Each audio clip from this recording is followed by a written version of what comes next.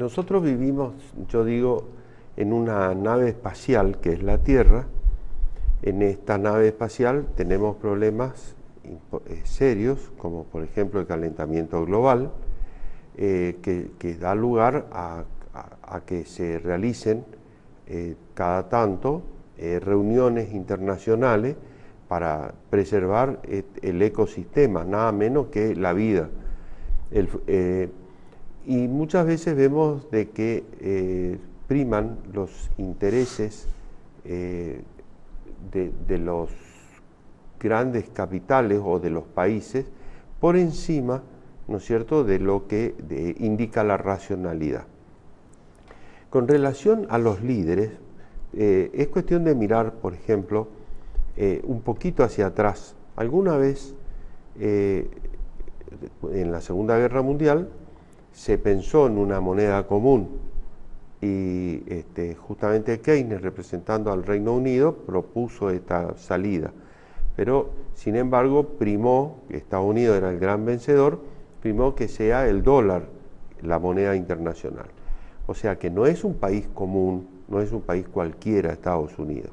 Si bien el dólar, como yo alguna vez lo mencioné en este mismo programa, no pertenece a la nación Estados Unidos, sino a un conjunto de bancos que son los propietarios de... Uno asocia siempre, claro, con Estados Unidos. Uno asocia con Estados Unidos, pero bancos que en la presidencia de Wilson en 1913, antes de la Primera Guerra Mundial, ya pasó a ser privado y continúa privado. Para nosotros es sumamente importante.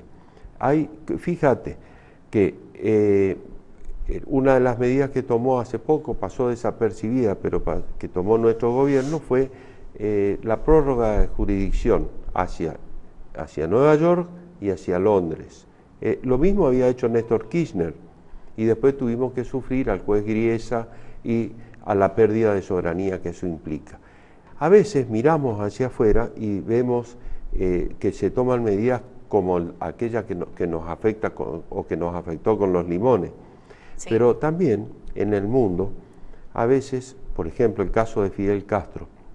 Fidel Castro fue una persona que puso al mundo, cuando la crisis de los misiles, yo hablo y es como que voy a antecedentes históricos, ¿no es cierto?, que mucha gente, y si son jóvenes, no tienen idea de qué estoy hablando. La crisis de los misiles fue que en Cuba, Rusia, colocó misiles apuntando a Estados Unidos, al lado de Estados Unidos está Cuba. Y entonces esto fue un hecho de terror, porque una guerra mundial de misiles nucleares no es poca cosa.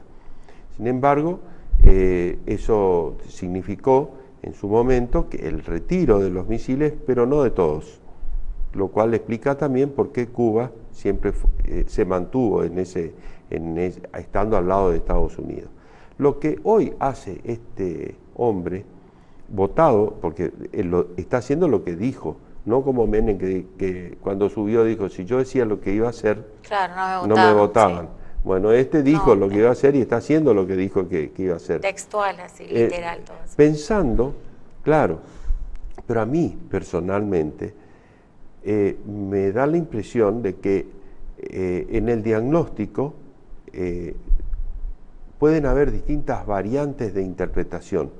Me da la impresión de que este es un diagnóstico muy personal. No veo, con toda la capacidad tecnológica de Estados Unidos, no veo que se esté haciendo un análisis socioeconómico, político, financiero, global. Porque Estados Unidos, como digo, tiene la moneda, el instrumento universal de pago. Alguna vez la guerra de Irak se produce como consecuencia que al dictador Saddam Hussein se le ocurre pedir euros. Yo escribí una nota que salió en La Nación donde decía, ahora viene la guerra contra Irak. ¿Por qué? Y porque no le quedaba otra a Estados Unidos, si compraba dólares con papelitos, y ahora ¿de dónde va a sacar? Ahora se terminó el negocio. Esto es lo que no se está evaluando. O sea, puede ser una crisis que nosotros sabemos cómo empieza, pero no sabemos cómo termina. Sí. Y en ese sentido, el muro o este tipo de cosas, eso es lo de menos.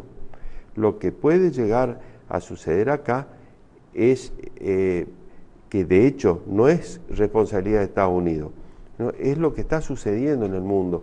Primero yo pondría el veneno social de la codicia y la otra, el otro del extremismo.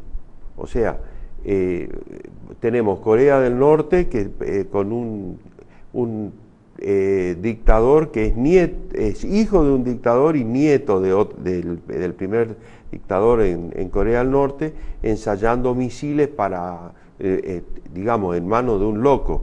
Bueno, no digo que este sea el caso, pero de hecho sucedió en lo que dio origen a la Segunda Guerra Mundial con una personalidad que se dedicó a perseguir a los judíos porque entendía que esos eran los causantes de todos sus problemas, que le venía bien, dicho sea de paso, y ocasionó la Segunda Guerra Mundial con millones de muertos y un problema tremendo.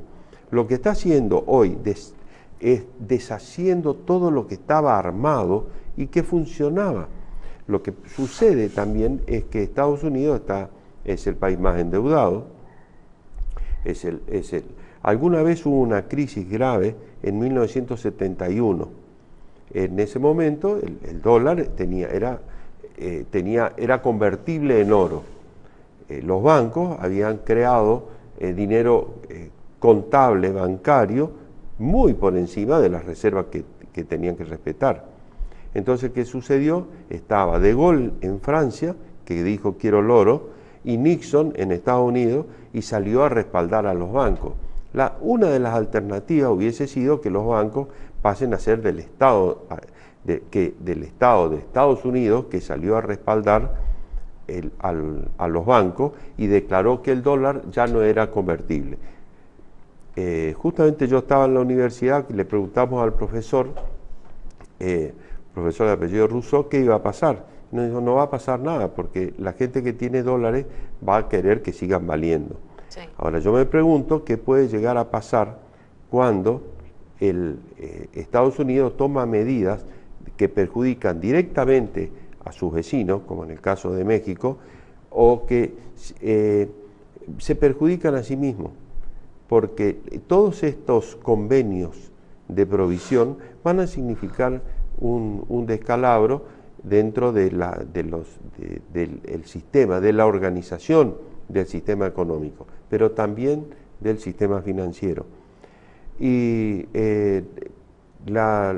lo que la gente observa es que hay una conducta en cierto grado de irracional, como que no se miden las consecuencias de ese racismo en un país que siempre se caracterizó por su aceptación, en fin.